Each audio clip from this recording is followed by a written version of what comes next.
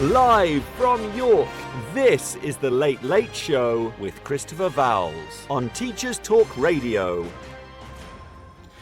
Good evening and welcome. Tonight I'm discussing the role of school board trustees in the United States with Me Too campaigner, economist and school board trustee Rowena Chiu. So join us as we explore Rowena's involvement with the Me Too movement, school board trustees as local politicians, and how controversial curriculum issues are addressed by trustees. Live from York, this is the Late Late Show with Christopher Vowles on Teachers Talk Radio. Tune in live on the Podbean app or desktop player. Just head over to www.podbean.com/LSW/TT Radio or search Teachers Talk Radio. Follow the hashtag TT Radio. Hello everyone, and thank you for joining me on our 125-hour day of the year as the clocks have gone back and lighter evenings are set to become a rapidly fading memory up here on the North York moors. Last time we were together, we were discussing changes to the senior cycle curriculum in the Republic of Ireland as the summer holidays wound to a close and the moorlands were ablaze with wildfires that were finally extinguished in mid-September.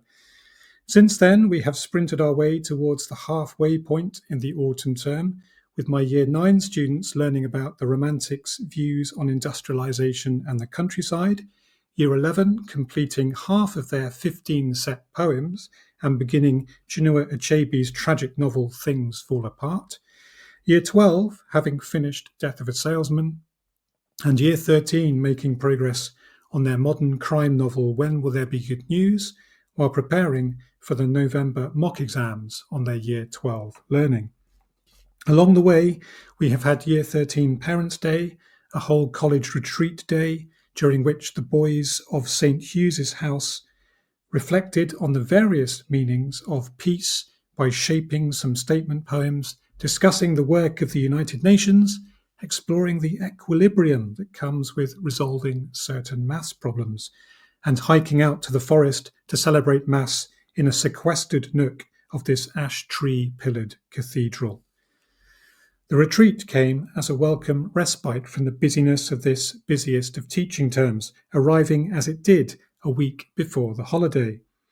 As a new tutor in the boarding house this year, I was grateful for the opportunity to put a few more names to the faces of the boys that I don't teach, and to learn another setting of the Mass, and to participate in the reading lunch, during which the boys, in keeping with the same tradition in the monastery, eat their lunch silently while a staff member reads an extract from a text for 20 minutes. Beyond teaching and the retreat day, the first half-term has been the usual whirlwind of advanced curriculum planning, preparing for future inspections, and trying to make sense of government statements on the future of post-16 education, wondering how on earth the Department for Education are going to find enough English teachers to deliver these two new English language pathways they are so keen to see those students who don't reach grade 4 in English language continuing to study for a minimum of 100 hours when they enter Year 12. Something about this scheme doesn't quite seem to add up for me, but we will just have to wait and see what the detail looks like. Similarly, it looks like we're going to have to wait just a bit longer for the government's new SEND strategy to take shape, because that as well, it seems, needs a little more time. The outcome of yesterday's Labour Party election for deputy leader, in which Lucy Powell marginally saw off her rival Bridget Phillipson on a mere 16% turnout, of course, means that we can probably expect the Department for Education to have a little more time under the direction of Ms. Phillipson to deliver on these surely now urgent priorities. Schools, parents and children need certainty pretty soon on what the SEND landscape will look like for the rest of this Parliament, as many parents of current Year 6 children across England are now finalising their applications for secondary school places for September 2026. The last few months have seen uncharacteristically little by way of late-night circulars from the DfE, with the publication of the new KICSI document also being held back. But then, It is only October, and the run to the Christmas holidays looks like being a lengthy one this year. The relationship between education and politics, of course, has always been a tricky one in schools, which is unlikely to get any more straightforward if the government do follow through on their proposal for lowering the voting age in England to 16. Familiar as we may be with hearing our politicians denounce each other's policies on schools, colleges, and universities as ideological or driven by class warfare, we do not as yet operate within an educational system that sees politics and education quite so tightly intertwined as they are in the United States, which is the topic of tonight's show, as we find out all about the ways in which the role of American school board trustees is not simply a political office to which candidates are elected by public ballot, but is often a stepping stone for those seeking to run for higher political office at district, state, and federal level.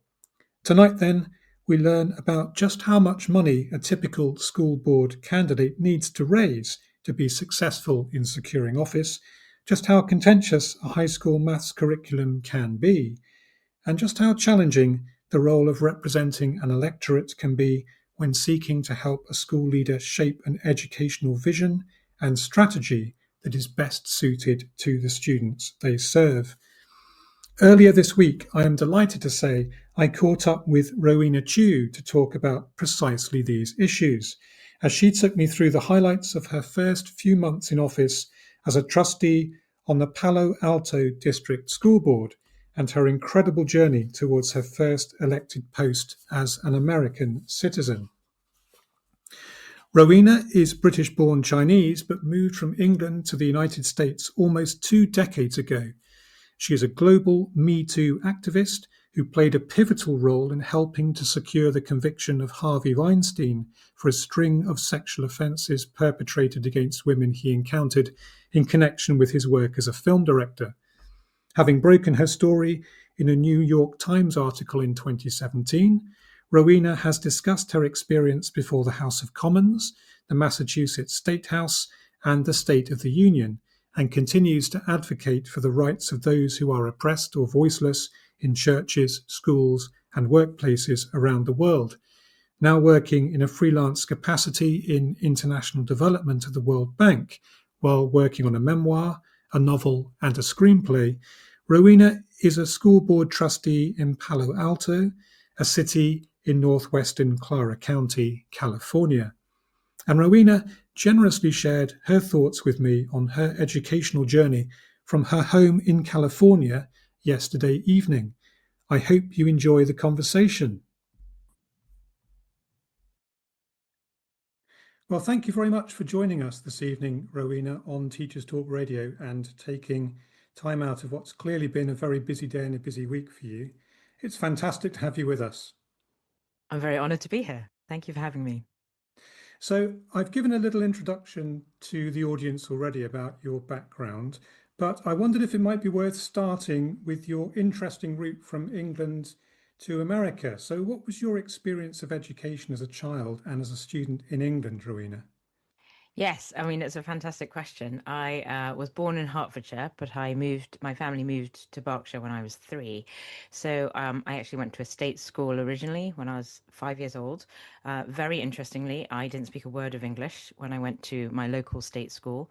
And I was an elective mute originally, so I didn't actually really learn to speak English until I was 7, and nor did I really participate in school life until I was 7. So I was sort of a very silent child. And then I was at that state school until I turned 9, at which point my teachers recommended that my parents look into private education for me, and I did then go to a private girls' school for the rest of my education from the age of 9 until the age of 18. Another interesting fact about my education is that as a small child, I was really what they might think of as a math and science student, predominantly STEM subjects, I suppose you'd say nowadays. And then at the age of about 15, 16, I made a flip over to humanities. I ended up doing 3, 4 A levels in the humanities subjects and then going on to read history and then English. So I also, in terms of, advising young people about, do you think of yourself as a left brain person or a right brain person? I always have a lot to say about that. And was there anything particular in your schooling then that helped you make that switch? No, it wasn't the schooling that helped me make the switch. I had a really hard time in school. I was at that stage one of the only ethnic minorities in the school at all, let alone the only Chinese person. And I was quite badly bullied while I was at school. There's also some stigma around, Asian people being good at maths, and I felt that that was very much a stereotype, even though I was very good at maths as a young person. And I mean, this is the sort of naivety of a 15-year-old, but I thought all the cool kids were good at English and the cool kids were not good at maths. And so it was sort of a conscious decision of in my own right to kind of start to slip on my math scores, like start to make deliberate errors, and then learn to be, teach myself to be very good at English and history, because I felt that I wouldn't have any friends, frankly, if I didn't start being good at humanities. And that's really interesting. I think it's something to do with the fact I went to a girls' school. I think it's something to do with the fact that it was the 1980s. I live in Silicon Valley these days, and I do have two daughters. I also have two sons, and I see that girls are very much encouraged to be good at STEM, that there isn't that stigma here for them. And also, they are clearly Asian, also, so they're Asian girls, and they don't feel a racism or gender stigma around being good at science. And I think part of that is due to the fact that they're here in Silicon Valley, and there is at least racial diversity here in Silicon Valley, although the economic diversity leaves a lot to be desired, and that's a whole other subject. That's interesting too when you talk about that all girls education, because certainly in England at the moment, in all girls schools, there is a push on girls getting more interested in things like physics and engineering in particular that often haven't seemed quite so attractive to female students. Yes, and I think my children, even if they were growing up in the UK, would be experiencing something very different. And so I think that there was a generational gap between our generation, I'm in my 50s now, having grown up in England in the 70s and 80s, and what children nowadays are experiencing through the education system. And I applaud that. I'm very grateful that globally, really, there's been a big push about women in STEM, not only in terms of role models, but also in terms of how we educate the younger generation. So, what was it about history and literature that appealed to you as you reached your late teens then, Rowena? I think it was just I wanted to get out of my box of being seen as a geeky Asian who didn't understand people and couldn't relate to, a cool life. And, as a 15-year-old, a cool life meant going out and having boyfriends, which is not something that my pretty strict Asian Christian family encouraged. So I felt I was sort of missing out on the social rituals of being a young person. And I felt that they were kind of accessible through history and literature, actually, because history and literature is about who you are as a person and what motivates you and what culture you live in. I did go on to read history and literature at Oxford, but it was a huge fight. And in fact, one of the things that I write about in my memoir is how the head of English at the time said, oh no, Rowena couldn't possibly read English at Oxford. She did not grow up steeped in our traditions. So it very much felt like to me that there was a world that was hidden from me and not accessible to me as an Asian person. And that even though I had been born in the UK and I grew up in the UK, that there was still a barrier of a world which I couldn't reach, one of privilege, both in terms of the privilege of culture and the privilege of economics, that very much went hand in hand. And how did you manage to cope with that transition to Oxford then? Because that might have been a particularly daunting experience at that time. Well, interestingly enough, the head of history did seem to think that I could manage English history, even though I couldn't manage English literature. So I was encouraged to apply for English history. Let's not look too deeply into the hypocrisy of that. But I was encouraged to apply as a history candidate, and I did indeed, gain a place at Oxford in history. And then I read history mods for the first year, and I persuaded my college, and again, that was a lot of work, to let me transition over to literature for finals. So I did history mods and then English finals. Um, I found the move from a girls' private school in Berkshire to Oxford, even though both were situations of significant white privilege, to be transformational for me. Um, I finally found sort of peers that they say that representation is very important, and so I finally found intellectual peers that looked like me and had similar backgrounds to me, and that made a big difference. I think going to Oxford with students who came from all over the world, but also students that came from working class backgrounds in the city just as much as privileged backgrounds in the suburbs as, I was surrounded by in Berkshire, made a big difference. It sort of brought an international sense of the wider world outside of the relatively small bubble that I'd grown up with in Berkshire in the 1980s. Am I right in thinking that you were quite heavily involved in the theatre groups at Oxford? Very much so. Yes, How did that come about? thanks for bringing that up. Well, I was already an English literature student, so that's not a huge jump. I ended up being president of Oxford University Drama Society, OUDS, which of course is a very prestigious, institution. And then I was also vice president of the Oxford University Film Foundation.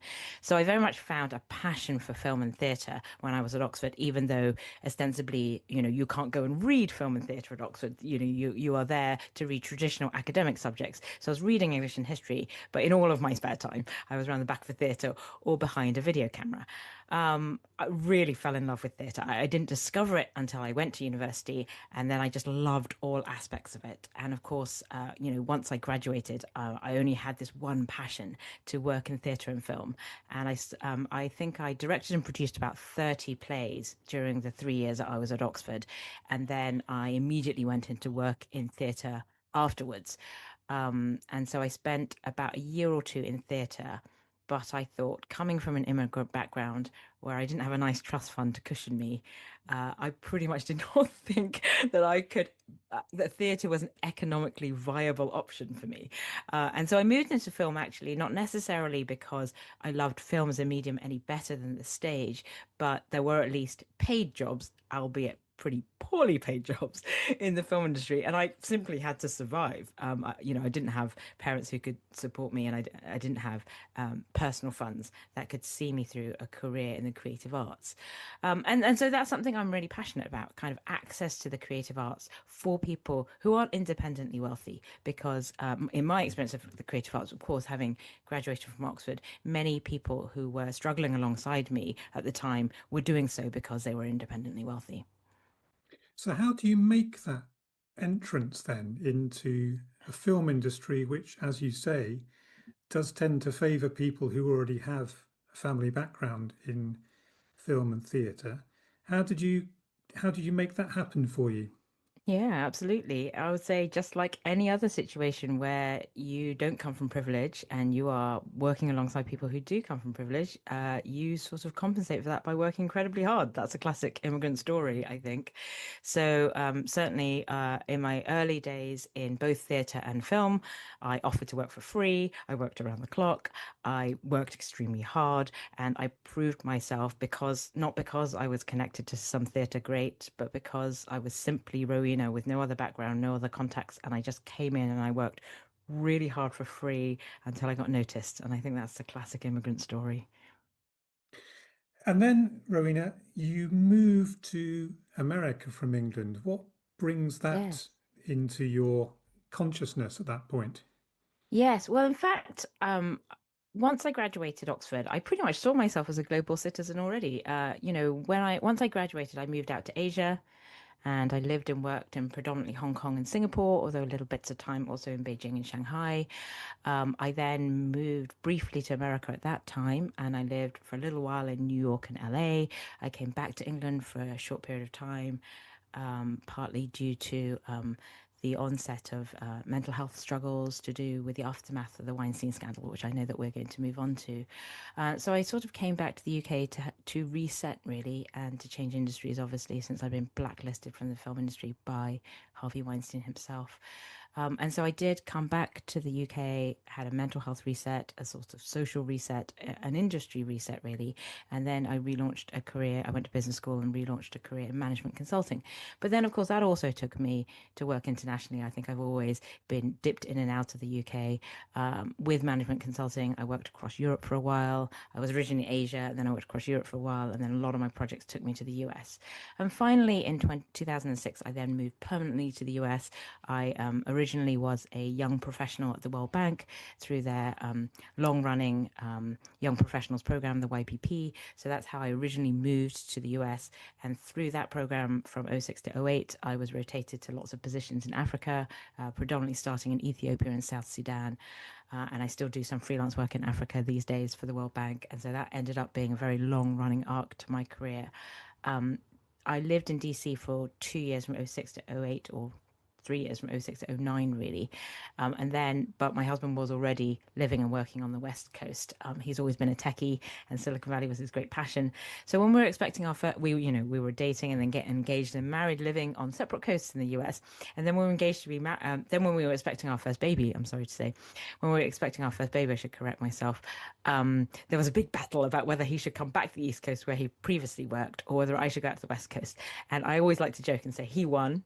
I planned to go out to the West Coast and have the baby and sort of get the baby settled in for 6 months, and then move back out to Africa where I was working at the time, hire a nanny, move back out to Africa. But I think I was very naive about what having children was like. So I moved out to California to have my first baby, and I essentially got stuck unintentionally. And so I had that baby, and, pretty hard to balance work and parenthood, of course, as every person finds. And then I had 3 more children. So I have 4 kids now. I'm still in California. I'm still looking for a way out of California. Fantastic. So you make that move to California and essentially build another life there, really, a different life from the life in England with some connections still. But Yeah, that's got to be a big pretty step, much. hasn't it? Taking that move to a completely different continent. And in a country where United States happens to be the only country where I ever experienced culture shock, because as a British person, you expect stuff to be more similar than it is. Is that something you've encountered? Yeah, very much so. They say we're two countries, the UK and the US are two countries divided by a common language. And of course, that's a cliche, but like any other cliche, I think that's really true. I think almost, I've sort of lived in arguably countries with a much bigger culture gap, like South Sudan. What does South Sudan have in common with the UK? Not very much, really. So I have lived in countries across Asia and Africa that ostensibly are very different from where I grew up in the West. Different by country, different by climate, different by culture, all sorts of things, different by food, of course. But you're right, there is something about UK, US differences that always slightly take you by surprise. I think because you expect these two countries to be more similar. At one point they were very much closely adjoined, but it is interesting, these culture gaps that you have, even in terms of language. And I will say I've lived in the US for 20 years, and I'm still struggling with stuff like lift and elevator and trunk and boot, and constantly sort of code switching and correcting my language. And the amusing thing is, of course, whenever I return to London, my British friends complain that I've become all Americanized. And then when I come back to California, they laugh at me because I'm the local Brit. So you sort of end up between cultures, as it were, and you're never quite sure. You have a foot in each camp, and you're never quite sure what you are. And I think that is a challenging, of course, but very interesting place to be in terms of cultural identity. I sort of like the fact that I'm kept on the edge of that because, of course, being not white British, I always grew up anyway between cultures, even though I was born in Britain and I spent all of my formative years there, my primary education, my secondary education, and even university and early work years. There's always a sense that you're not quite accepted. One difference, in fact, interestingly enough, between the UK and the US is that, of course, as an ethnic minority, you always feel a little bit bitter. I'm like, no, no, hold on a second. I was born in Hertfordshire and I grew up in Berkshire and I was educated in Oxfordshire. You couldn't get more English than me. But people still, of course, ask you, but where are you really from? Whereas when I moved to the US, and I barely gotten here, I was here for a year or two, people would start describing me as Asian American. And of course, I would say, no, no, no, no, no, I'm British born Chinese. There's a really big difference. I'm not Asian American. I'm British born Chinese. But then people will say, well, how long have you been here? And now, of course, I'm able to say almost 20 years. And then they say, well, do you have a passport? And they're like, no, no, you're Asian American. So there was a very funny period in my time where I felt like I was arguing for my right to be British, and people were saying, no, no, you're not British at all. But other people were arguing for my right to be American, and I would say, no, no, I'm not American at all. So there's an interesting about switch in the way that the UK and the US look at things. And I think that that is partly born of the fact that, of course, the UK has a terribly long history. And frankly, if you're, you're not British by generations and own your stately home, maybe you're not truly British. Whereas America, well, at least until recent political times, prided itself on its immigrant background, its diverse immigrant backgrounds. And it was a country largely built on scrappiness and immigration and sort of pulling yourself up by your socks. And of course, it is sad to see politically that that has changed a lot in recent years. I think you're right there. If we think about this idea as well that you've suggested about being a global citizen, I think I'm right in saying since about 2019, although I'm happy to be corrected, you have been a prominent figure within the Me Too movement. How did you become involved in this movement, and how has it shaped your views on equality and social justice? Yes, I'm very happy you brought that up, and I thank you indeed for asking that question and for raising this topic completely because I think it's a deeply important topic. It is true that I've been deeply involved with the Me Too movement really since 2019, or at least that is the year where I became public. But of course, my roots with the Me Too movement and my story with the Me Too movement indeed started long before that. First of all, in 2017, I was an anonymous source for the original New York Times investigation into Harvey Weinstein. And then, of course, as I've already alluded to in this podcast, I worked for Harvey Weinstein as a young person. I worked at Miramax London in 1998. I was at that time the second assistant to Harvey Weinstein, along with my fellow assistant Zelda Perkins. And although I didn't work at Miramax London for very long before my sexual assault, only a couple of months, it was, of course, a sort of epoch moment in the history of Miramax, as it turns out later. So at that time, in the summer of 1998, I was fairly freshly graduated from Oxford. I had graduated Oxford in 96. I had moved out to Asia, as I'd mentioned, and I did various bits of gig work in film and theatre. I came back to the UK at the beginning of 98 and got a more stable office job with International Creative Management, ICM, one of Hollywood's big talent agencies, which at the time the chairperson there was Duncan Heath, and they had, a big and imposing office on Oxford Street. So I was at ICM for about 6 months before being recruited into Miramax directly as Harvey's assistant. And then I assisted Harvey for a couple of months at Miramax.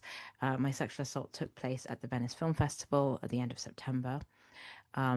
Typically, the two assistants in London would travel with Harvey across Europe whenever he was screening a movie or going to a film festival. And so it was really one of my first encounters with Harvey where I was left to assist him on my own that the sexual assault took place.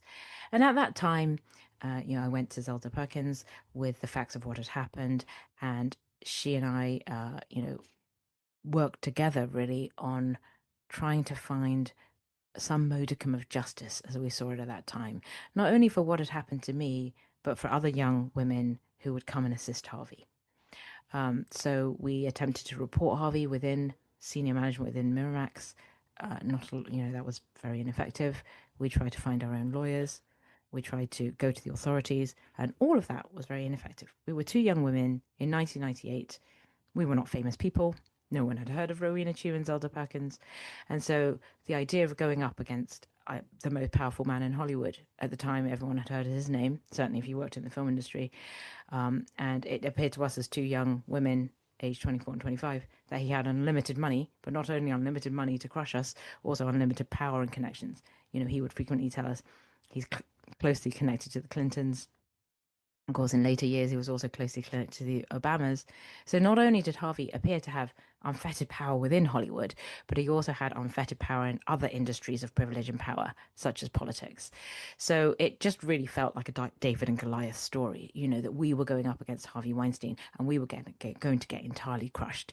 And back in 98, we were entirely crushed. I think there's no question that the non-disclosure agreement, which, we were now able to get a copy of years later, was a legal document that really entirely crushed us. If you read it, you see the strong sense of power imbalance between two unknown young assistants with no money and no connections, and the way in which Harvey was able to crush us. In my New York Times op-ed, which was published at the end of 98, published it at the end of 2019, I talk about four power imbalances. There's a power imbalance of race. I'm a person of color. He is white. There's a power imbalance of gender, obviously. He's a white male, and I'm an Asian woman of color. Then there's a power imbalance of finances, which obviously Harvey used to, great effect, really, being able to get the best lawyers in the business, Allen and Overy, using money by means of bribes and threats and the access that, unlimited amounts of money give you. And then there was also just simply the corporate structure. I was a very small, I wasn't even the first assistant. I was a second assistant in a satellite office that was London. I wasn't even one of the assistants in New York. So as far as the Miramax hierarchy went, I was pretty low on the totem pole. And then there's Harvey Weinstein, who is the fearsome chairperson and CEO of the entire organization. So, within corporate structure, if Harvey said jump, I had to say how high. And so there's also the question of, within a workplace, is it right that there are such power distances between those that control everything that happens in a workplace and, new hires that have very little power at all? Nowadays, I do speak quite a lot about workplace abuse, as part of the Me Too movement. And one of the issues we look at are the risks when young women come into, predominantly women, but they can be young men, come into a workplace where there's very much an imbalance in the hierarchy, and those that have power, seem to have unfettered power relative to those that are new in the industry. And how did you use your obviously very shocking personal experience to drive forward this international movement then for better understanding of women's rights in the workplace and this sense of wider social justice? Yeah, that's a fascinating question. I will say that when the New York Times first appeared on my doorstep, it was, of course, not my intention to be at all part of a global movement. And in fact, actually, for the two journalists that were working on the story, Jodie Cantor and Megan Twohey, they also had no idea of the impact of their story. I think, as the movie, she said, mentions, the movie that was made some years later about their investigation, when they pressed publish on their article, they wondered, in fact, if anyone would read it. So certainly, when the journalists first started knocking on my door and asking if I would participate in this essentially whistleblowing attempt against Harvey Weinstein, my main concern is that Harvey continued to have unfettered power even 20 years later, and there was no indication that he would step down or there would be a criminal trial or that we would have any kind of that level of success. I just thought, oh no, here we go again. I'm a relatively unknown stay-at-home, I'm an entirely unknown, not even relatively, entirely unknown stay-at-home mom here in Silicon Valley, and I'm going to try and go up against one of the still most powerful people in Hollywood. 20 years later, he's still the most powerful person in Hollywood. That's not going to work out very well for me. So certainly it was not a deliberate attempt, as it were, to be part of a global movement. But in the original days, a few of us, and really only a very handful of us, I know that dozens of women came out with allegations against Harvey Weinstein in subsequent weeks and months and years, actually. But in the original days, it was just a handful of women, say 5 or 6 women, that the New York Times wanted to feature in this article. And the question was really, would we have the courage to attach our names to this effort? And I'm going to say, subsequently people have been very kind and spoken much about my courage and bravery. But I will say in those early days, I was like, no, absolutely not. I don't want my name attached to this article whatsoever. Partly because I have very young children. I was worried about a risk to them. Also because I'm of an Asian background, and it is unusual for Asian people to speak out about these rather taboo issues. And then there are just lots of personal factors also, such as my parents and my sister and my friends from university days actually didn't know anything about it because we were shut down so quickly. So I was very worried about the impact on my personal life. And I was also deathly afraid. So whilst I'm very gratified that people talk about the courage of the Weinstein survivors, you've got to remember this is a very human story, and I was absolutely terrified in those original days. I had reconnected with Zelda Perkins after 20 years of silence. She and I, despite being sort of co-signers to this NDA, had no contact in the ensuing 20 years, as indeed the NDA stipulated.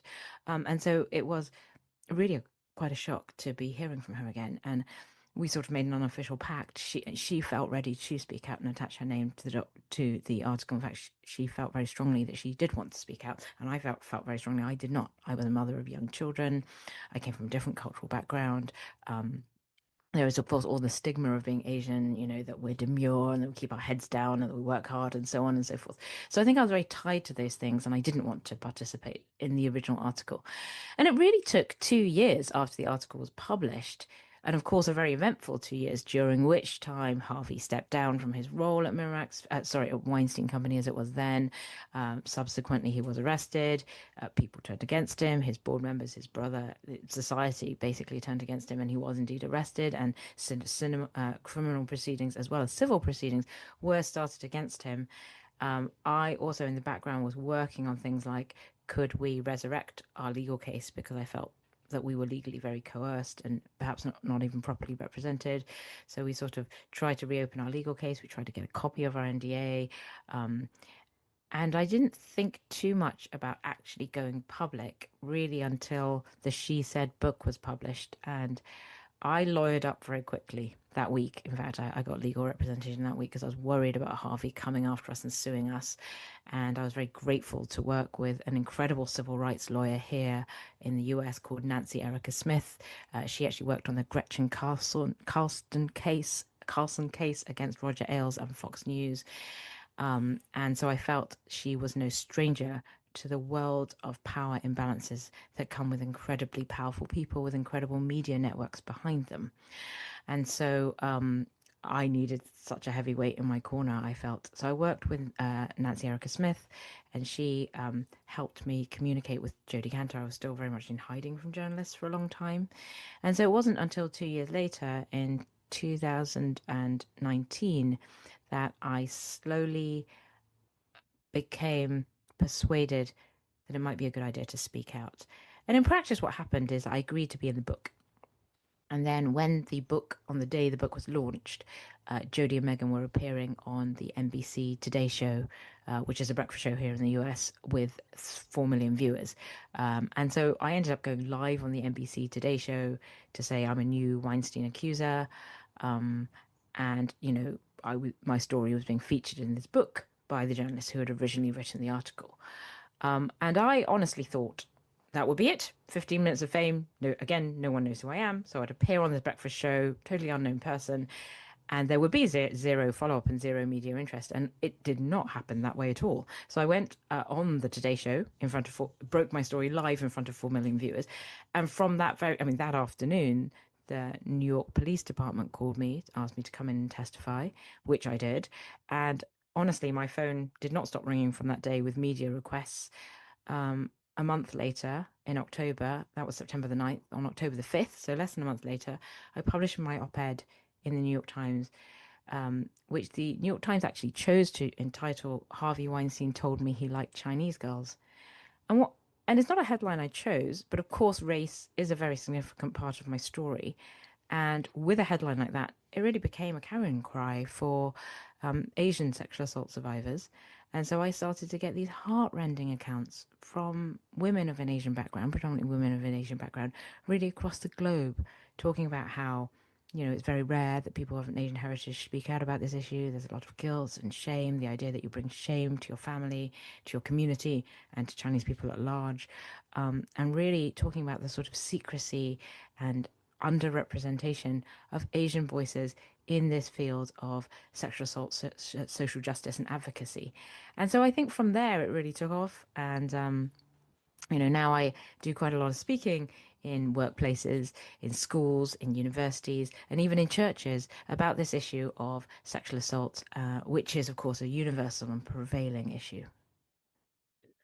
Okay, well, thank you very much indeed, Rowena, for sharing that with us. And I imagine your experience of going into schools as well and passing that message on will factor into some of the other points we're going to discuss in the rest of the show. So thank you very much indeed. And we'll be back straight after this. All right. Thank you very much. This show is brought to you in partnership with Hachette Learning, publishers of professional development books and resources that support great teaching and learning in schools around the world. Level up your professional development today and visit hachetlearning.com to explore the full range of titles. Teachers, have you heard of Bet UK 2026? It's the world's biggest education and technology event, and it's completely free for educators. From keynote speakers and panel sessions to CPD accredited workshops and networking, Bet UK 2026 is where educators from across the globe come together to share ideas, spark inspiration, and find solutions that fuel our mission to drive better education globally. Get your free ticket today at betshow.com. At AQA, we work with the UK's largest teacher network to shape the future of assessment. With teachers for students, we ask questions today that matter tomorrow.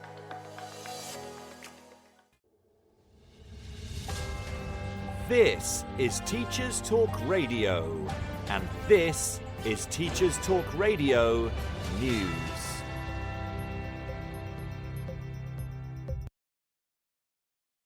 Schools Week focuses on the issue of falling roles, which it says could plunge maintained primary schools in the most affected areas into deficit. The article cites research by the National Foundation for Educational Research, which says pupil numbers have fallen in every region since 2018. Schools have made redundancies in the worst hit areas in order to keep their financial heads above water. The findings have prompted calls for ministers to hand primaries more cash to help them weather the storm. Unions have urged the government to continue to invest and support local authorities to maintain staffing and resources.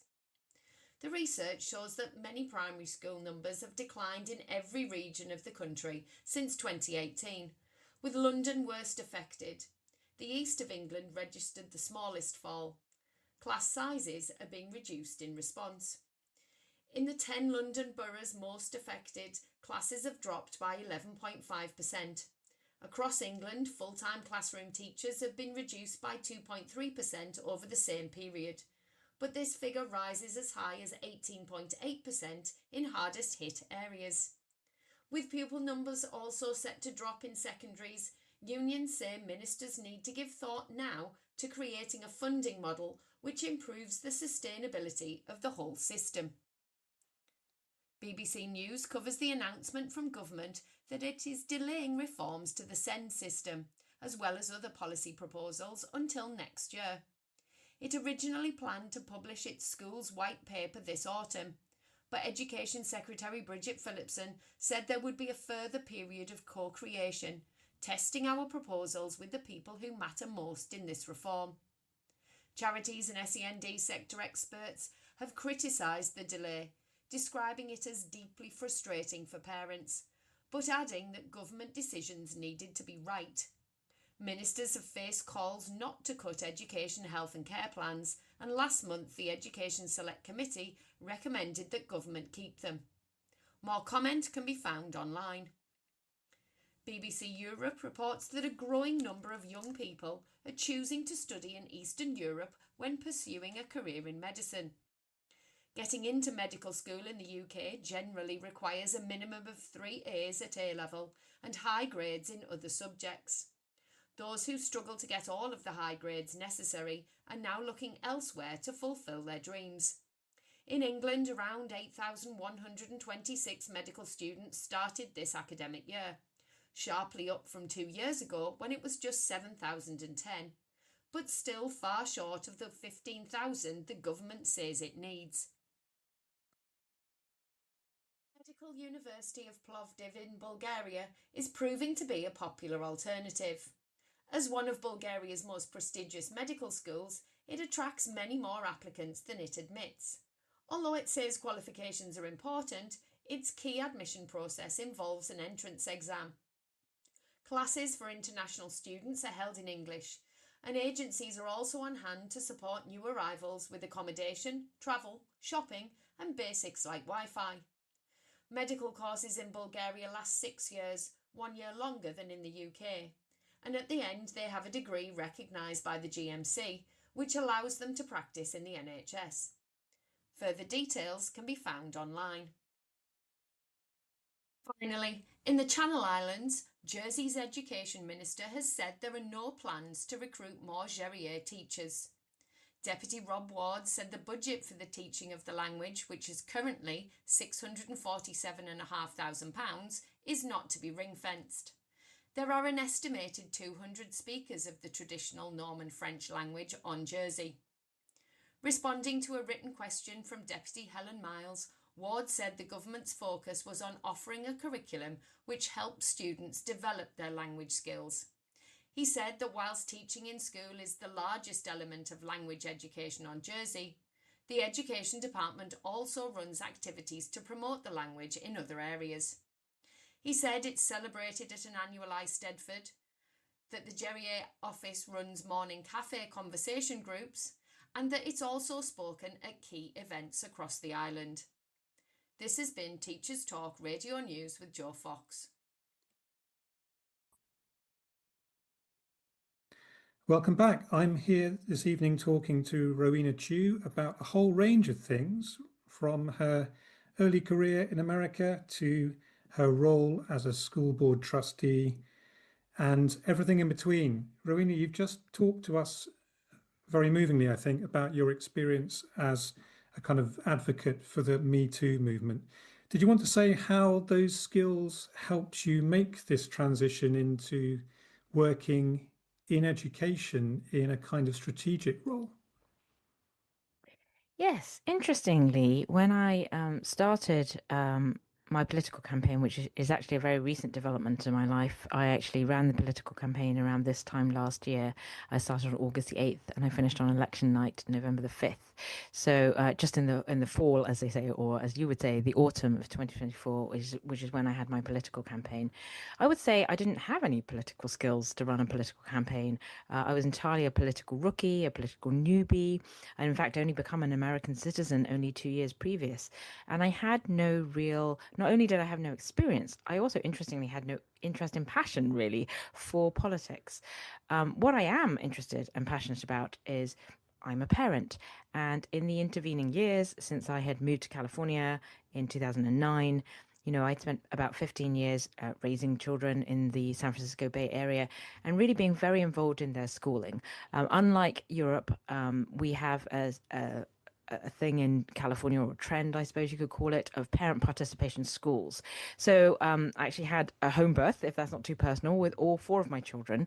I then, we went into what they call around here attachment parenting. So I spent, and I was thinking about homeschooling my children. So instead of homeschooling them, rapidly, with the number of children, I was having diminishing energy. I ended up having four children, and whilst the prospect of homeschooling one felt manageable, the prospect of homeschooling four definitely did not feel manageable. So I sort of went to the halfway house, which is I got very involved with what they call parent participation preschools, where parents are in the classroom sort of observing children and also getting very much involved in the classroom activities, sort of providing support to the trained teachers in the classroom. And I actually really loved that model. I loved the fact that the home and school, the boundaries between home and school blurred, and that I was able to observe my own children in social connection with other children, and of course learn about what maybe the other average, because at the end of the day, if you're a first-time parent, you only have one experience of one 3-year-old. But it was very interesting to be in a classroom with 23-year-olds and to kind of observe how young children interacted with one another. So from my early days of parenting, obviously I had no family here, and the parent preschools that I was involved with really provided community for me, not only in terms of friendship and a society, but also, I suppose, teaching me an alternative way of parenting. I knew that I didn't want to parent as a so-called tiger parent, which is very common in my culture. A sort of hierarchical, you must do as I say, and you must get straight A's in school. I wanted to find an alternative way of parenting that was really more child-centered and more emotionally connected with my children. But that's not something you can learn from books. So it was wonderful to be in an environment where essentially I learnt in the trenches, this form of attachment parenting, a very different way of connecting with children and a very different way of thinking about education that is not grade-based and achievement-based, and is not just run for, the highest Ivy League education and Oxbridge education, straight A's, but really thinking about the whole child, like what makes a child, what drives a child, what are their motivations, which may or may not be academic. The fact that we live in a world with very diverse human beings who have many different strengths and weaknesses, and really that the school system, as it were, the traditional school system, is designed for really the middle of the road, one type of child, and some children succeed in that environment and some children very much do not. So I sort of did learn these, I suppose you could call them California newfangled ideas about education that were very much in contrast to my own pretty strict Asian upbringing that was very centered on grades and getting into Oxbridge, and also just the British education system in general in the 80s and 90s, which is probably quite different from the British education system today. So that was sort of my early experience of being in California, and I naturally grew from parent participation preschool to being very involved as a PTA, a so-called PTA volunteer, Parent-Teacher Association volunteer. My children's elementary school happens to have a farm, and so I was privileged enough to get to work on their farm, to be in the classroom often as a reading aide, a math aide, a field trip chaperone, and just coordinating a lot of wonderful and diverse school events like the Diwali celebration, the Lunar New Year celebration, the Day of the Dead, being able to celebrate many cultural festivals at the school. And these are all sort of events organized and managed by parents. And so I really came to the political world of running as a school board trustee this time last year. I saw it to be an extension of PTA volunteering. I've learned a great deal as an elected official in a year. Some of the things I've learned are not particularly what I might have wished to for. I actually think there's a great risk in seeing school board as an extension of the PTA. It's not at all an extension of the PTA. It's probably Sorry, I worth think you have a explaining question. Yeah, I was just going to say it's probably worth explaining for our listeners who won't be necessarily familiar with the US school board system, just how it works, because it's quite radically different from the work of the typical English school governor or even English Academy trustee. Yeah, I think that's right. And obviously, as someone who'd grown up within the British system, I didn't fully understand that really until I got into this position. So I would say the nuts and bolts of how it works are school board trustees are actually elected officials. You do have to run a political campaign, and you are on the election ballot. It is what is called a down ballot election, which literally means there's obviously a very long piece of paper, and the top ballot is a presidential vote. So in the last round, last year, in fact, we would vote for Kamala Harris to be president or Donald Trump to be president. And that would be an up ballot election. And then there are a number of elections that you vote on, I guess, in decreasing order of importance. So there are state elections, and then they become county elections, and then they become local elections in your own hometown. And so basically in your own hometown, city council and school board are the two most local elections. So it's often seen that being a school board trustee is the first step on the political ladder, and you can either become city council member or you can become a school board member, and that gives you a role as a politician, as a local politician in your own hometown. And then you might go on to run for a county position. And then you might go on to run for state assembly, which would be at the state level. And then, of course, you can run at the federal level for Congress. So there are a number of steps to running for political office. So essentially, you run a campaign that is not dissimilar to the sort of political campaign you would run for Congress. You're out, you make stump speeches, you raise money. My campaign actually, I feel, went through a staggering amount of money in a very short space of time. I started on August the 8th, and the election day night was November the 5th. So that's exactly September, October, November. That's exactly a 3-month campaign. My campaign raised and spent $60,000 in 3 months. I think that's a staggering amount of money. So that means every month we went through $20,000. That's $5,000 a week. So that's $1,000 a day. That's a pretty intense run rate. And I also, on top of the sort of costs of a local election, I also had a number of people working on my campaign, a vast number of people. I think when I started, I thought, oh, it'll be me and my best friend. But no, I had about 30 to 40 people working on my campaign in various ways. And the campaign was very exhausting. I was frequently out at events, first thing in the morning, 7 or 8 in the morning, going out to farmers markets and being at evening galas and things, and being seen around town until 11 o'clock or midnight. So these sort of scenes that you see out of West Wing, where you have a campaign bus and you're sort of on the road the whole time, and you're shaking hands and holding babies and attending events and really being seen in the community, you are doing that on a smaller scale with a political campaign here in Palo Alto, which is my hometown. But there are, of course, other small towns around America where all all of that is happening. Now, that's really interesting because I do have friends who are school governors. I understand you were one yourself, but I have other friends who are also school governors in the UK. And that is not an elected political position, to me, and you can correct me if I'm wrong, but it seems to be a nominated position where you're invited to come and join the board. And I think that's very different from the way in which school board trusteeships have become politicized here in the US. Yeah, in England, you can be elected, and they are technically public offices you hold, but not in the same kind of democratic sense that applies in America. So, do you have candidates standing for school board positions then that are essentially party nominees? Does that happen? Do people have to declare a party affiliation? So technically, the school board position is bipartisan by definition. However, it is very clear what the party affiliation is for every school board candidate. So, for example, my voting record, as shallow as it was, only because I had only recently become a US citizen. I took US citizenship in 2023. So I did have a very shallow voting record. I'd really only voted in 1 or 2 election cycles before I ran for public office. But that was scrutinized, clearly. And, I had always voted for the Democratic candidate. And so that was something that was very much discussed in the press. That wasn't a secret.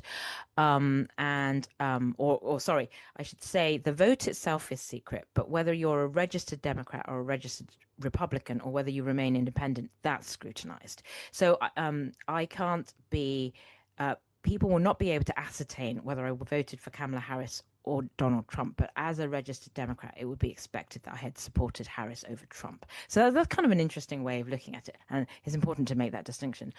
And then another aspect that I think is very interesting is I received the endorsement of the Santa Clara County Democratic Club. So, and that's a very important endorsement.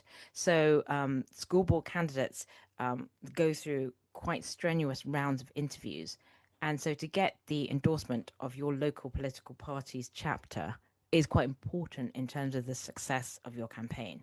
So, many people will say if I had not got the Democratic endorsement with 2 of my other, there were 3 open seats. So they would endorse as many candidates as there are open seats. There were 5 people running, 3 open seats. So they had the very difficult task of choosing 3 people, and all the candidates that ran were Democrat. So all 5 candidates went forward for the Democratic endorsement. And that's how you know. So that's what I'm saying, that although technically it's a bipartisan or an apolitical role, in practice, because we're all going for the Democratic endorsement, it's very clear that we're all Democrats.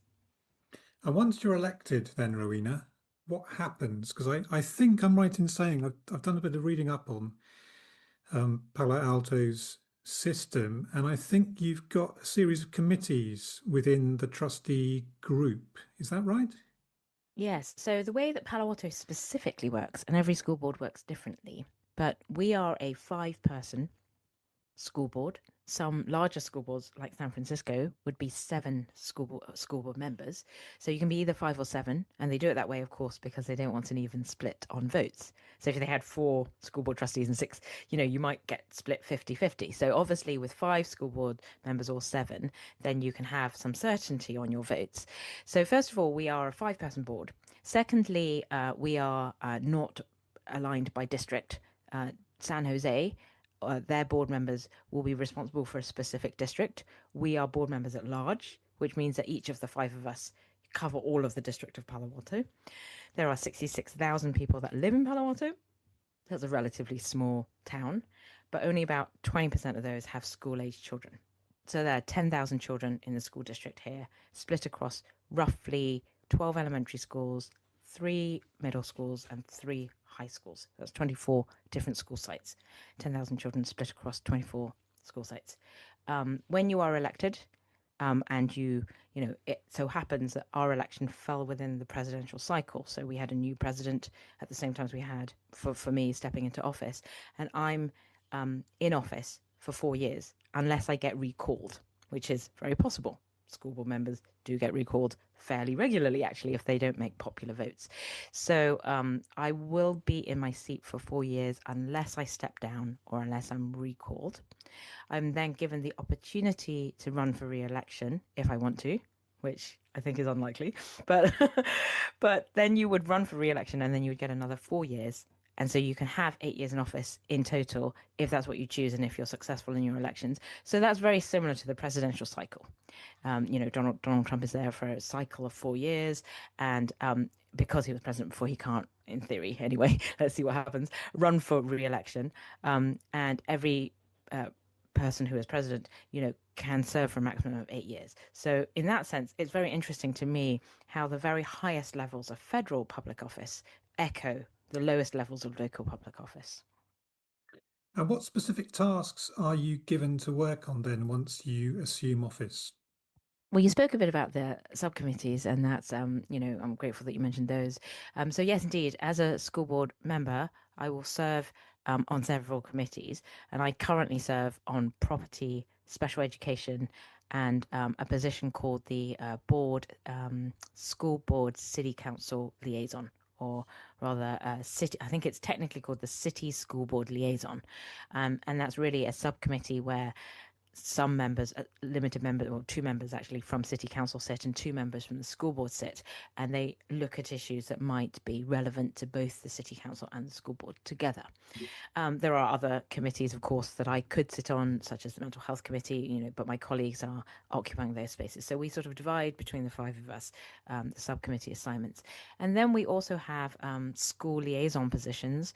So we are given 3 or 4 different schools of the 24 schools that are in this district. So there are 5 of us, and so again we will divide those up equally and be school board rep for particular school sites. So aside from voting, which I think is the most visible task that we are given, and of course the supervision of the superintendent, which is often talked about as the only role that school board, we don't supervise anyone that works for the district except the superintendent. And the superintendent functions as a CEO, and so everyone who works for the district works for the superintendent, and then the board is supposed to provide supervisory oversight on the superintendent himself. So we're only responsible for the hiring and firing of the superintendent, and the superintendent is then in turn responsible for the hiring and firing of his district staff. So we have these subcommittee positions, we have these liaison positions, but I think the most visible part of what we do is the voting. So, we vote on various issues, some of which have been very contentious. Should there be a bell-to-bell cell phone ban in our schools? Should there be advanced maths classes on our curriculum? Should ethnic studies be made a mandatory 9th grade course? Should biology H be eradicated in favour of so-called delaning? Should all bio grades come into one bio offering? So these are an example of some of the things we voted on, and I list things that have been so far the most contentious, but there are also, of course, other votes that are far less contentious, as in, do we want to put HVAC units into our elementary schools and provide our teachers and students with air conditioning? That was fairly uncontentious, and a number of other sort of more mundane votes that are to do with the day-to-day running of a large school district such as this one. And how much of the meeting time is devoted to gathering evidence and materials to guide you in making those votes? Because some of those, I imagine, could be quite difficult decisions if they fall outside your direct area of expertise. Oh, I found them all to be very difficult decisions. Actually, interestingly, in my personal experience, and I'm fairly new to the board, I find that the evidence gathering often takes place before the meeting. Obviously, the meeting is an open forum, as guided by the so-called California Brown Act, where we are expected to make decisions in an open environment where we can be observed by the community. And so consequently, school board meetings are televised on our local cable channels, on YouTube, and so on and so forth. So people can dial in and watch us making these decisions live. And the Brown Act provides that we cannot talk to more than one of our other trustees about how we plan to vote, or indeed about the issue that we're voting on. And that sort of that is designed to prevent the idea that there will be backroom deals.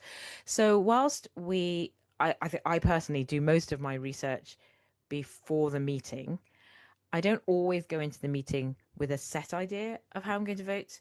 I might have gathered a lot of data and have an inkling of the direction I want to go in, but I do also try to use a meeting to listen to my other 4 trustees and very importantly, to listen to members of the public who are able to speak on an agenda item or in open forum about issues that they're really concerned about. And that's kind of the board meeting is where you sort of hear the most virulent voices about a certain issue. But of course, people will write emails and call you up and set personal one-on-one meetings before you even go into the board meeting. So there's a lot, in fact, of kind of gathering consensus from the community and listening to many different points of view. You can listen to your fellow trustees, you can listen to your superintendent, you can listen to input from the teachers, you can listen to input from the district staff who are administrators, and of course you can listen to input from parents and students. So there are a number of a number of different groups, some of which see themselves as advocates and activists about a certain issue, and you can be sure that in a town like Palo Alto, everybody will be extremely educated about an issue, but not only that, will have very strong views and not always pulling in the same direction, of course. And what would you say the current priorities of the Palo Alto School District are, Rowena? I think whether or not this is true, the priority of any school district should always be to centre the well-being of the students first and foremost. Obviously, the well-being of the teachers is very important too, in terms of having a functional school district that works well and works smoothly. I think the difficulty comes in different people think that the meaning of what is well-being for students is quite different. I'm going to touch upon a subject that is, of course, very hard but very important to raise, which is in recent years, Palo Alto has become a centre of student suicides, the so-called suicide clusters. And certainly for me personally, and I think for many parents in this district, the issue of mental health, stress around mental health issues, academic stress, mental health, and the literal well-being of students, emotional, social, and academic, does take center stage. So I think that, of course, is a spectre of something very harrowing that is always present here in this school district.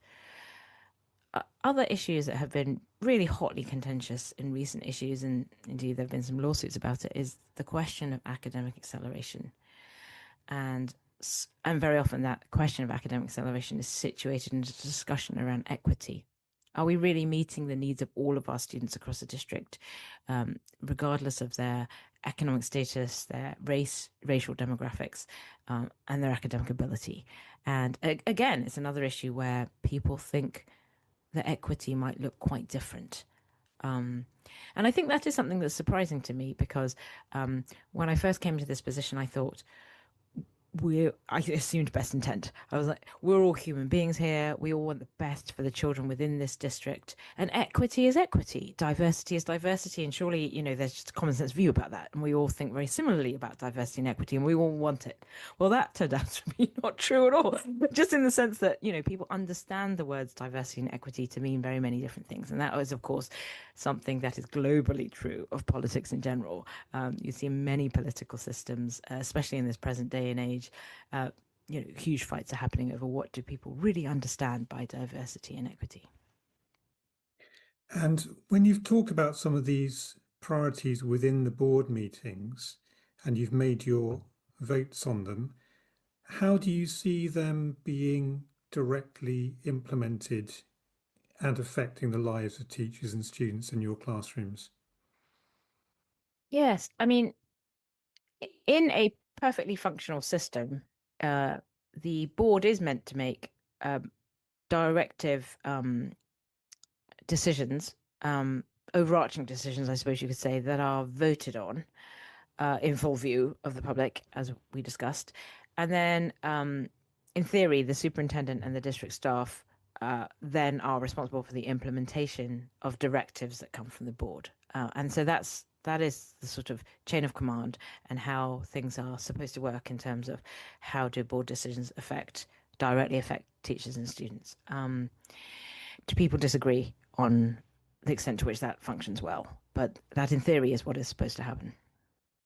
And do you get the opportunity to go in and visit those classrooms? Is that something that's a regular part of your role?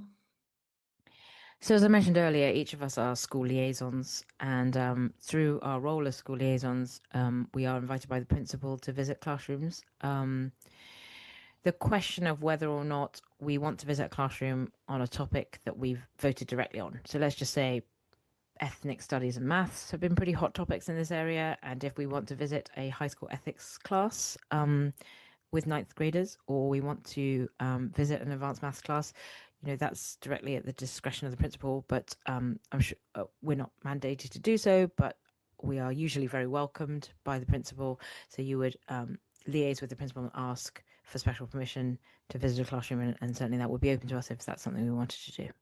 Oh, you see, that's interesting because it's actually one of the core functions of an English school governor. They're required to go in and essentially quality assure what they think is happening in the classrooms in discussion with the head teacher. But the primary responsibility for organising those school visits rests with the chair of governors rather than the head teacher or the principal themselves. So I can think over the past 5 years, I spent a fair amount of time going in watching primary school children's read, primary school children's reading happening. And I think the strangest thing I was asked to do was judge an Easter egg decorating competition, and then help out things like school sports days and things, being the person to, I don't think we had a starter gun, so it must have been wave a flag or something to get them all running off around the track or doing their sack race. So it's interesting, the difference between the two roles, really. And how often do people stay in these positions for a long period of time, given that they are elected offices that come up for re-election every 4 years? Well, you can't stay in the position for longer than 8 years because you're elected for a maximum of 2 terms. So you have the same limit as the president? Absolutely. And in fact, after 4 years, you have to run for re-election. You can't automatically renew your position.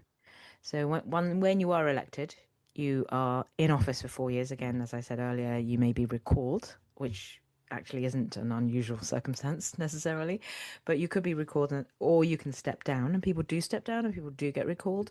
But all things being regular, you would stay in your position for 4 years, and then you would run for re-election alongside new candidates that may challenge your position.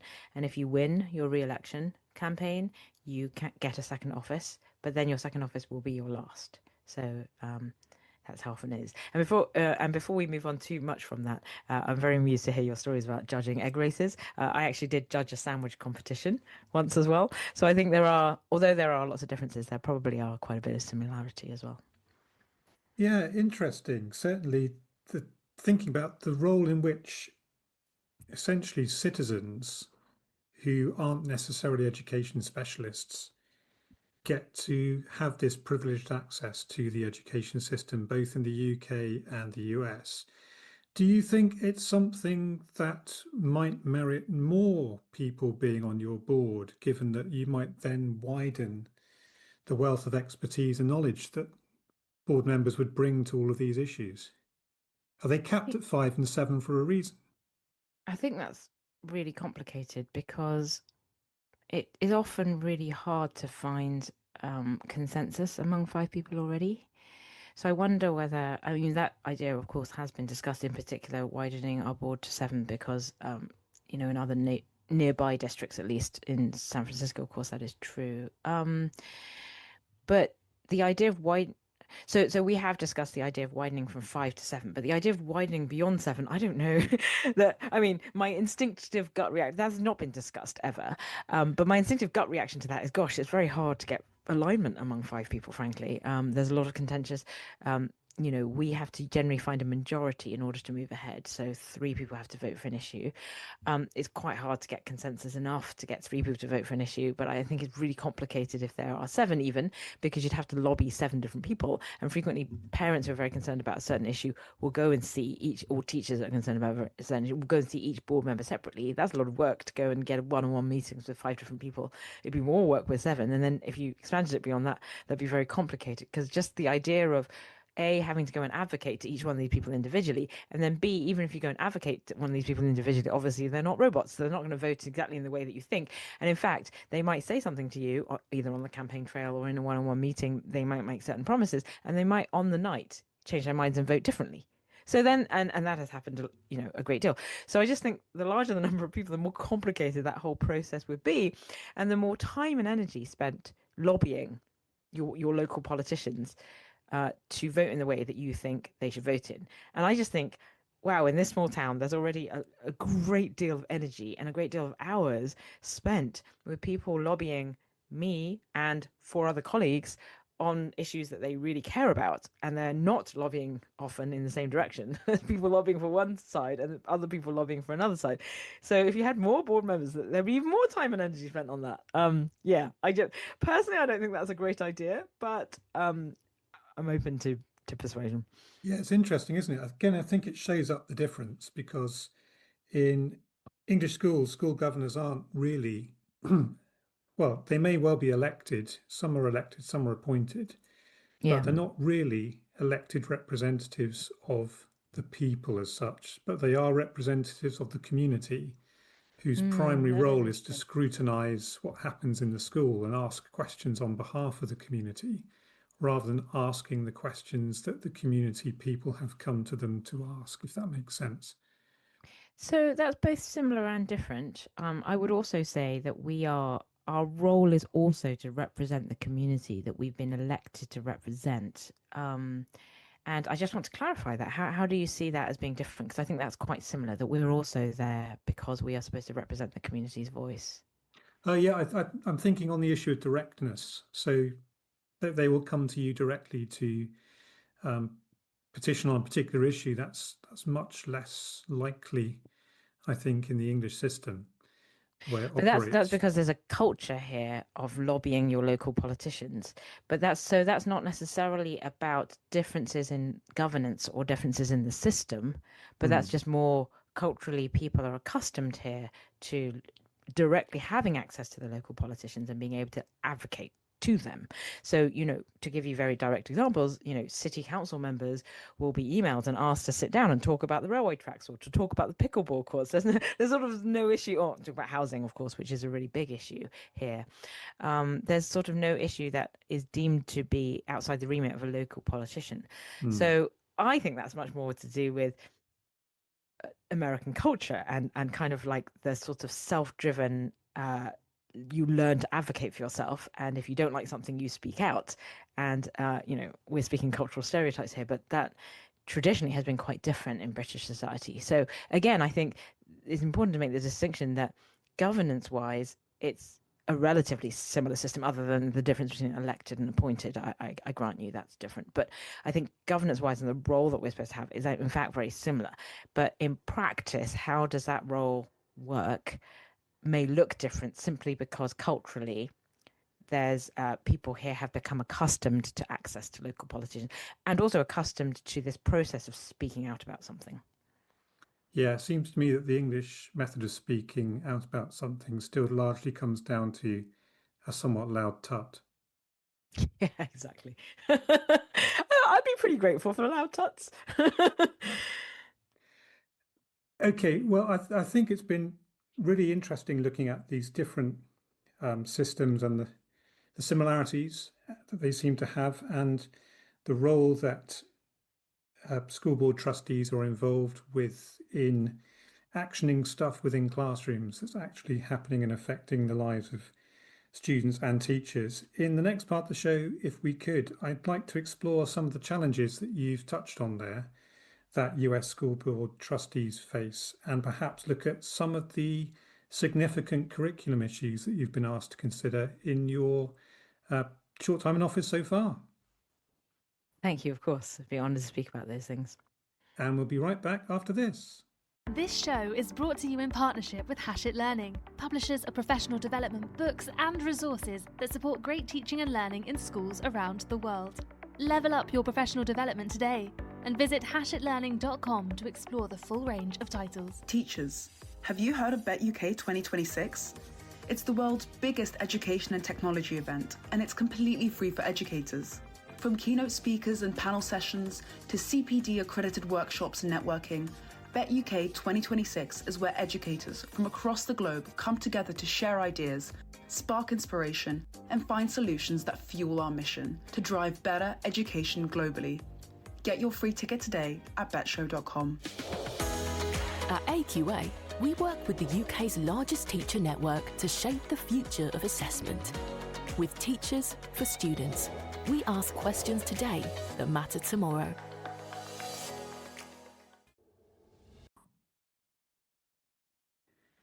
And welcome back. And I'm talking to Rowena Chiu this evening about her role as a school board trustee. And we've just heard a little bit about the ways in which school boards function in America. And we're going to explore now some of those challenges that are presented to school board trustees as they try to go about their business.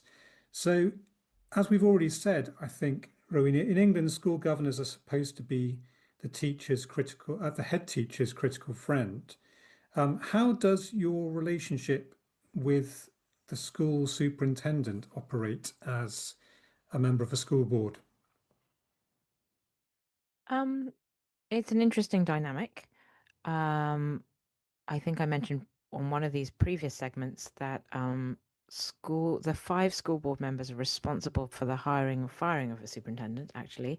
So in theory, the superintendent is answerable to the school board collectively, but not as individuals. So that's a very interesting dynamic.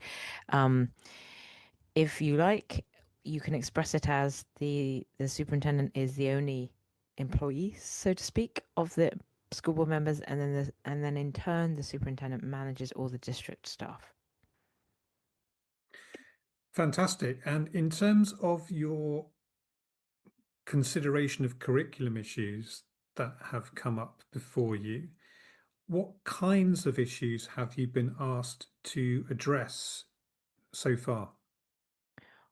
Well, I haven't been on the school board for very long, but the 3 big votes, I suppose I would say, are our first active board meeting after we were sworn in. So the election was on November the 5th last year. We were sworn in on December the 17th last year.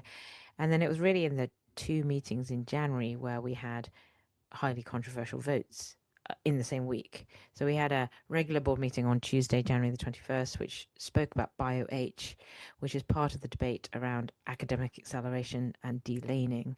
And then 48 hours later, on the Thursday, January the 23rd, we had a 5-hour board meeting on ethnic studies, which was incredibly contentious.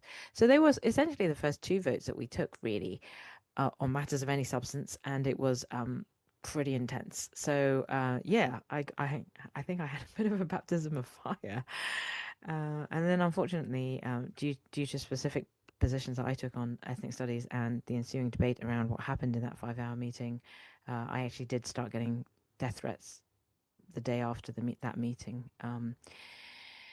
and it's been incredibly controversial, really, since then. So yes, been hard work. So what's been the issue surrounding the, I suppose, delivery of ethnic studies in your particular school district? The vote that we took on Tuesday, January the 23rd, was around the question of should ethnic studies, which had for a long time been an elective, be a mandatory 9th grade high school graduation requirement. And some people supported this idea and some people did not support this idea. So the 2 issues on the table are, should we pause the rollout of the 9th grade mandatory high school requirement around ethnic studies, or should we push ahead with what we currently have as the pilot? Should we roll the pilot out? And I would say that it narrowly won by, well, 2 people voted in favor of going ahead with the current pilot. 2 people voted not in favor of going ahead with the current pilot, i.e. they voted for a pause to reconsider the curriculum. And 1 person was relatively undecided, but eventually voted in favor of going forward with the current ethnic studies pilot as a mandatory course. So this year we do have ethnic studies as a mandatory 9th grade high school graduation requirement. Now, the reason why that was controversial, I would actually say, although there are a lot of myths about ethnic studies and a lot of myths and misunderstandings about ethnic studies, I think that a lot of people who didn't really watch the meeting or were not present at the meeting sort of walked away with the idea that there are some people so-called against ethnic studies. I would actually say that all 5 of the current school board members are very much in favour of ethnic studies on the school curriculum, as in we all think we should have it. What is it, Rowena? What is ethnic studies in your district? Well, that depends on who you ask. It's very complicated. I think some people think of it as multicultural education, and I'm hugely in favour of multicultural education. There's no question about that. I mean, clearly I'm from a Chinese background. I've spoken a lot about race. I actually lecture quite a lot on the issues of race. My advanced degrees at the School of Oriental and African Studies in London. So I'm absolutely not. I mean, I just laugh because there's no way you can say I'm not in favour of multicultural education. I very, very much believe that children should be educated about diversity, about different races, about different cultures, and so on and so forth. So on paper, ethnic studies is the study of the history of 4 ethnic groups that migrated to California. And those 4 ethnic groups are African Americans, Asian Americans, Hispanic and Latino communities, and also Native American communities. So I'm hugely in support of learning about the history of these 4 ethnic groups as they pertain to Californian history. Obviously, immigration has really changed culture. I'm an immigrant myself. My children are of color. My husband's also of Chinese origin. So I think there's just, I mean, it feels ludicrous that I would be held up as someone who is against the idea of ethnic studies, which actually is what has happened. So yeah, it's a very complicated issue.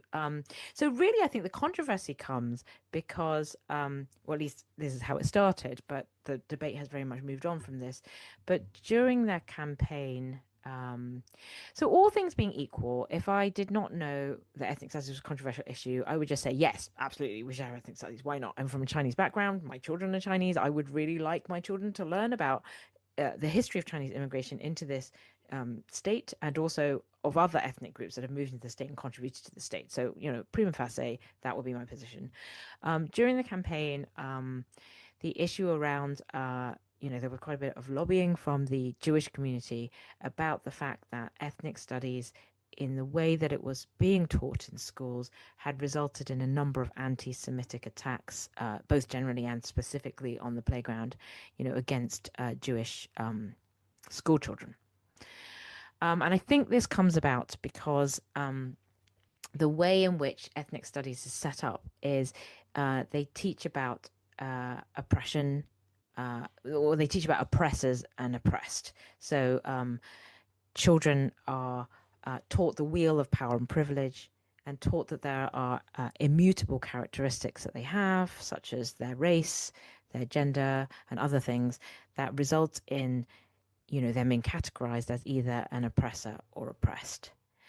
So I think the reason why this is controversial is this is mandatorily being taught to 9th graders who are essentially 13 or 14. So one school of thought is, are children ready, emotionally ready for this kind of a discussion?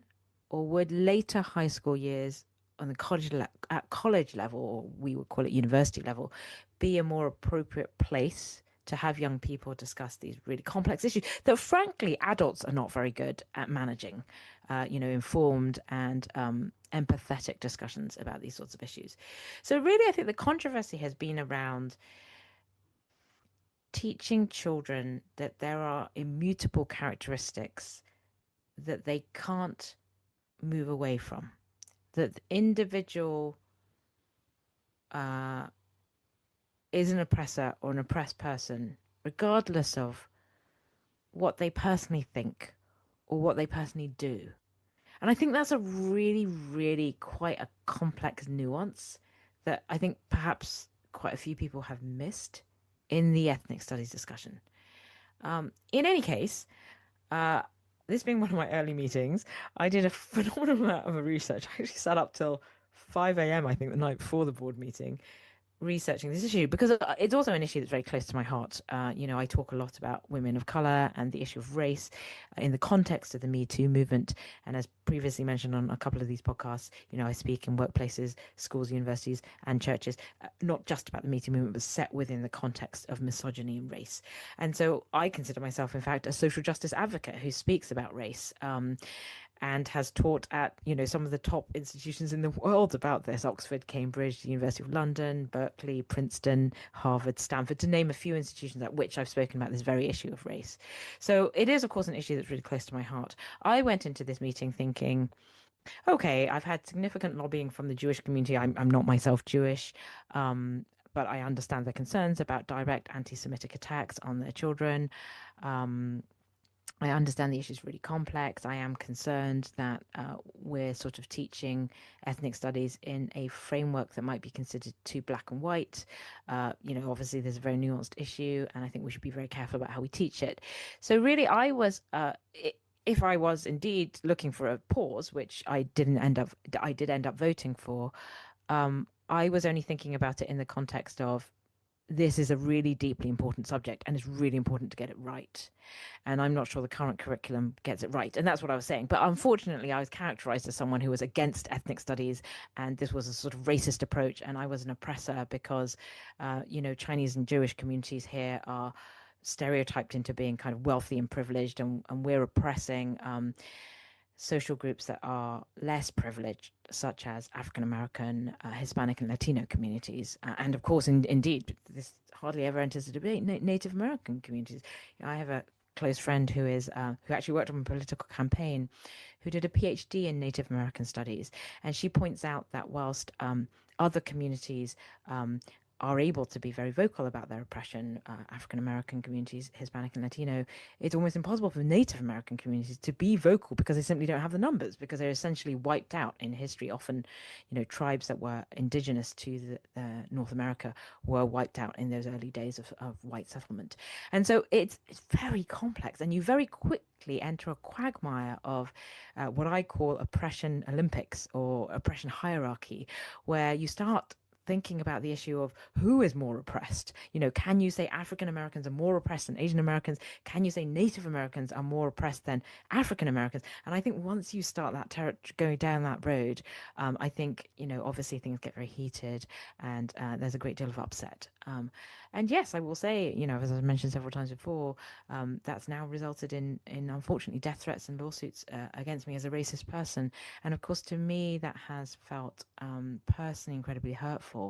But maybe even more importantly than that, I don't feel is accurately representative of who I am as a person, or even who I am as a political figure. Yeah, I can imagine that would be very difficult. And it sounds like the topic itself actually is quite a complicated one, as you've set out. I mean, you've talked about it as a mandated curriculum. How much contextualization are schools and classroom teachers allowed to offer around that mandated curriculum? So that's, again, what is very complicated. Originally, when Gavin Newsom and the idea originated from the state of California. So originally it was proposed as a state mandate that this would be a ninth grade requirement for graduating high school.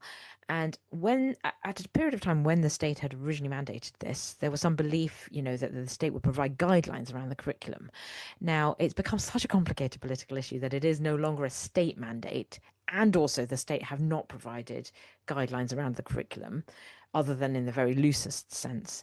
So essentially now school districts are at liberty to develop their own individual curriculum. There are, of course, off-the-shelf curriculums that one could buy, but that's not the case here in PAUSD. We do have a homegrown curriculum here. So, I mentioned a few times the Jewish community were instrumental in the original lobbying around this issue because they were very concerned about anti-Semitism.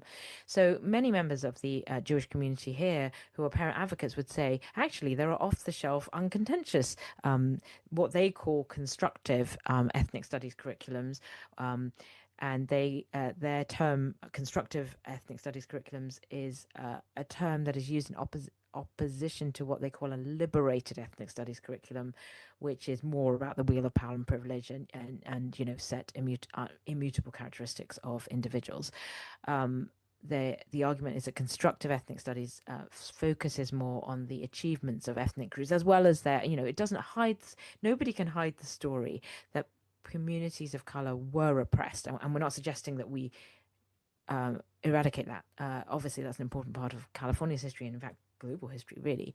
But the idea that we can talk about the contributions of ethnic groups in conjunction with the oppression and prejudice that ethnic groups have received in this area.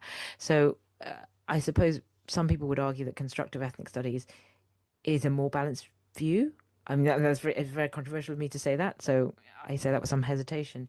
So anyway, to go back to your question about the guidelines, some people have said, well, look, there are constructive ethnic studies curriculums freely available, that you can buy off the shelf, and then that would be a sort of neat solution to this controversy within our district. But for whatever reason, the district here has decided that a customized pilot program, which then got turned into a mandate, is the direction in which PAUSD wanted to go. So there we have it. And did you say it was an examined curriculum? Is it required for, you said it was required for high school graduation. Do students have to sit an examination in it? It's a little bit different here. They have to pass the course, and the course will consist of time tests, I suppose, in the classroom environment, as well as, assignments, homework, essentially. So there isn't such a thing as an exam as such, or that word is not used here.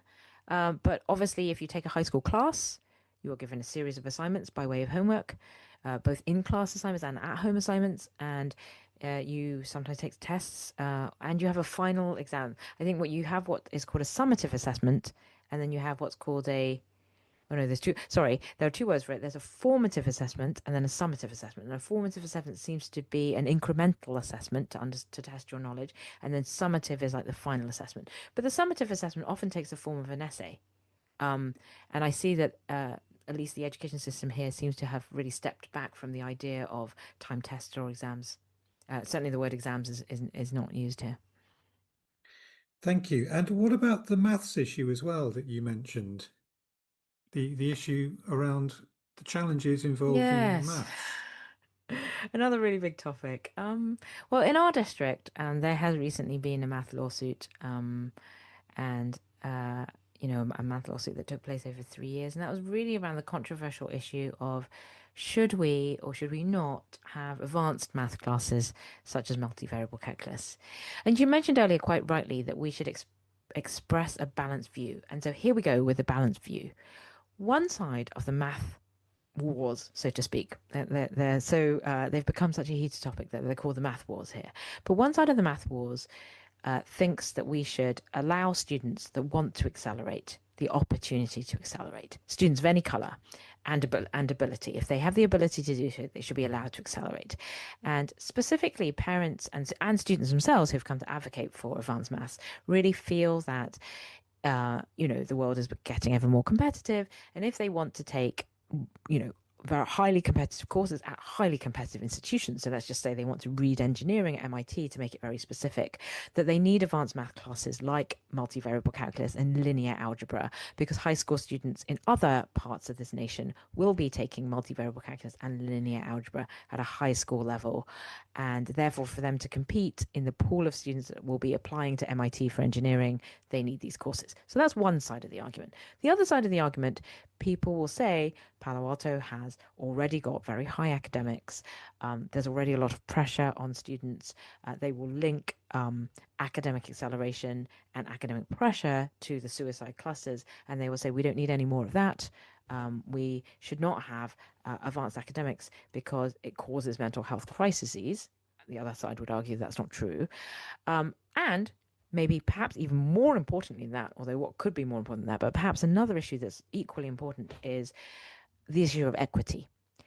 Do students from different economic, cultural, and racial backgrounds really have an equal opportunity to reach these advanced classes? Is it the case that students from more privileged social, economic backgrounds have the opportunity to access remedial maths or even advanced maths or math supplementation outside of school, and therefore they have an unequal and privileged opportunity to succeed in multivariable calculus and linear algebra relative to students who come from more disadvantaged social emotional backgrounds. Social economic backgrounds. I'm sorry, I'm very used to talking about social emotional curriculum, but here we're talking about social emotional, socially economic backgrounds. So that unfortunately has led to a bit of a delineation where the detractors of multivariable calculus and linear algebra call it just an Asian and Jewish issue, which is a sort of derogatory way of saying only Asian and Jewish children are interested in advanced classes, because of this sort of cultural stereotype that these communities have climbed their way up, so to speak, on the economic and social ladder by means of education. Now, of course, that's a wildly erroneous cultural stereotype. In my experience, of course, there are children of many different backgrounds and many different races that are interested in advanced maths, and just being Asian certainly doesn't make you good at maths or not good at maths. I think we very early in our discussion, we talked about my own background and how I, even in the 1980s, was subject to cultural stereotypes where people would look at the color of my hair and the color of my eyes and say, oh, she must be good at maths and she must be terrible at humanities. And so I think that there obviously is a huge risk in, looking at the outward appearance of a student and immediately sort of typifying them by how good or not good they are at STEM versus humanities subjects. That's obviously a risk. In discussions I've had with parents of many different economic and racial backgrounds, I think it is unfair to say that only Asian and Jewish communities are concerned about education and want to use it as a way of moving the next generation of that community beyond struggle and beyond a social economically disadvantaged situation. So again, much like ethnic studies that we just talked about, I am of course treading on very, very thin ice. It's a very difficult topic to discuss. Obviously, people feel incredibly heated about both topics. I'm going to be very transparent and say that as a politician, I have advocated for academic acceleration. My own family were not wealthy.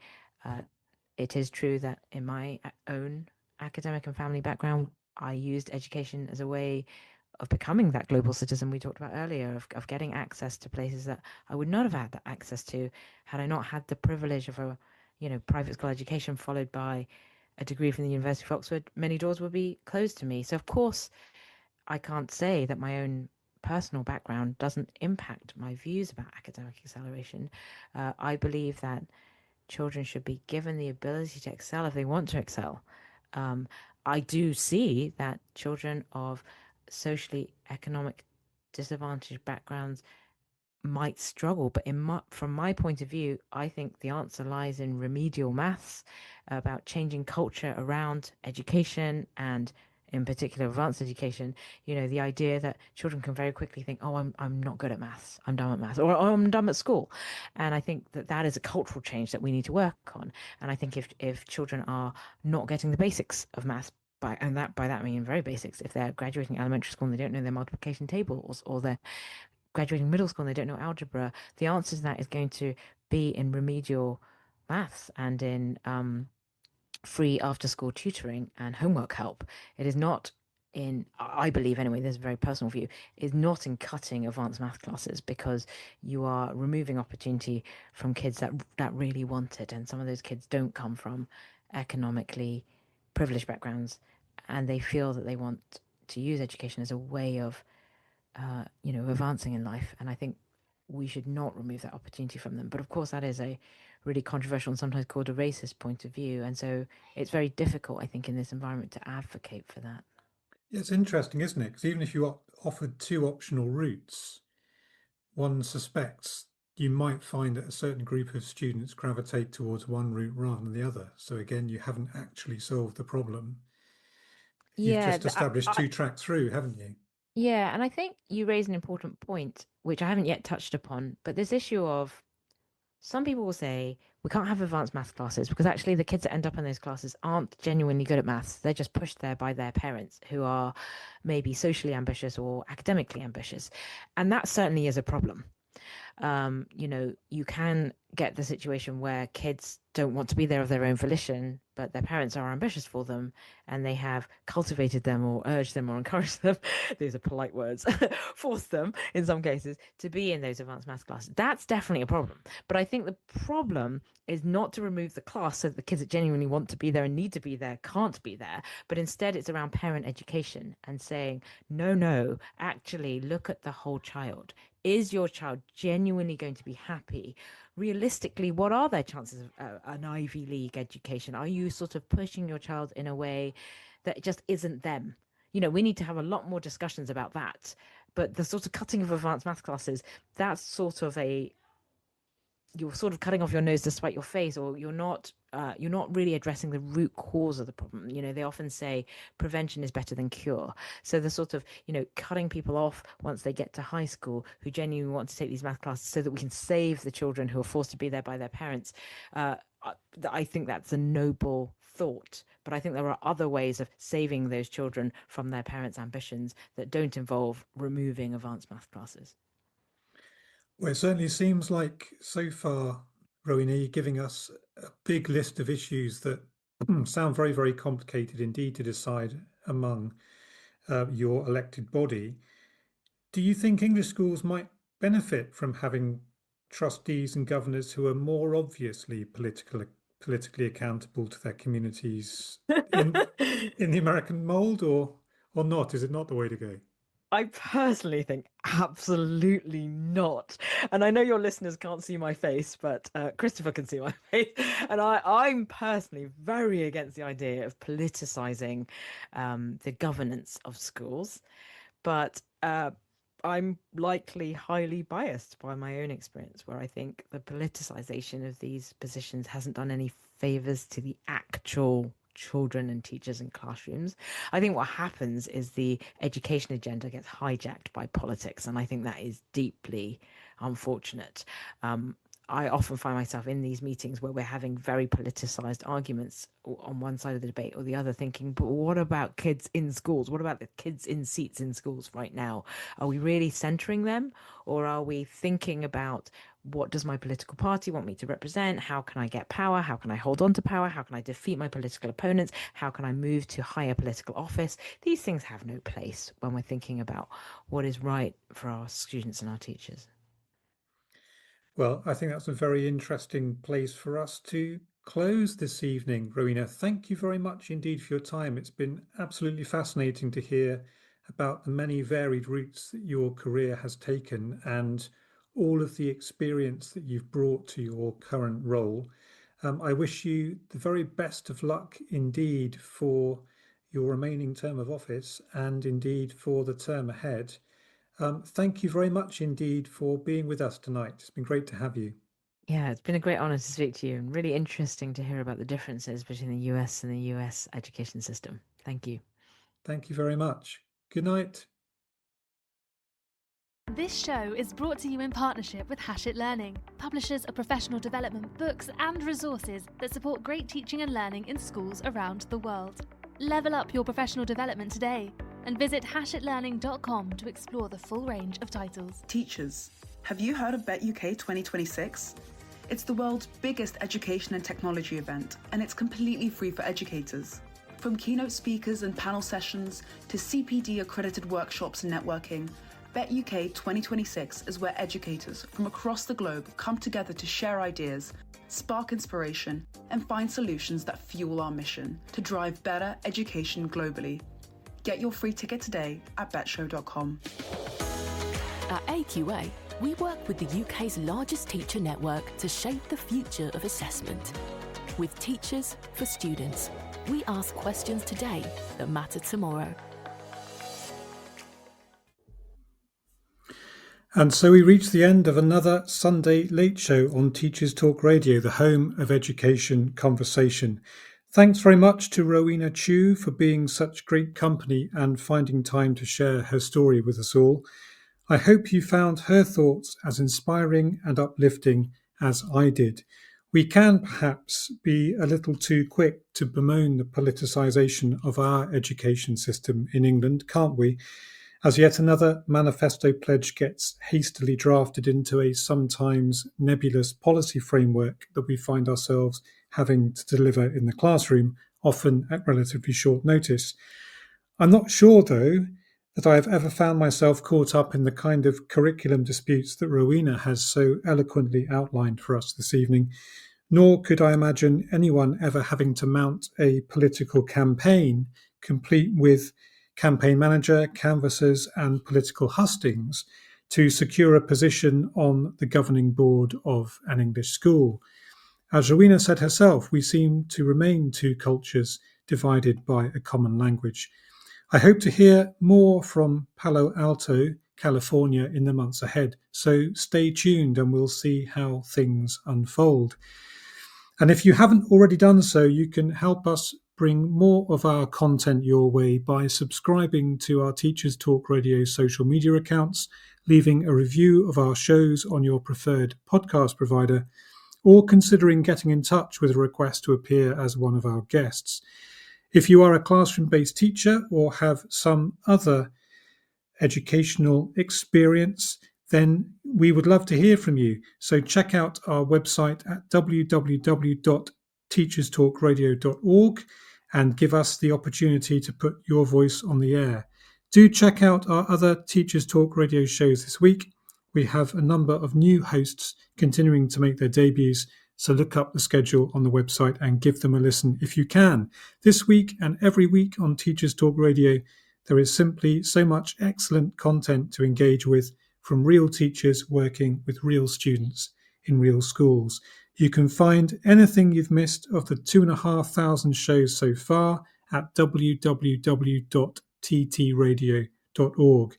And if you have something you want to say or ask others about education anywhere on the planet, then perhaps you should consider applying to join the station as a show host.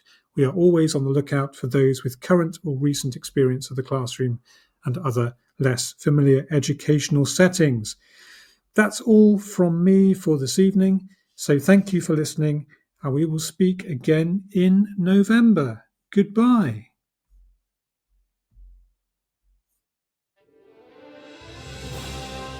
You've been listening to Teachers Talk Radio. Tune in live and listen back at ttradio.org.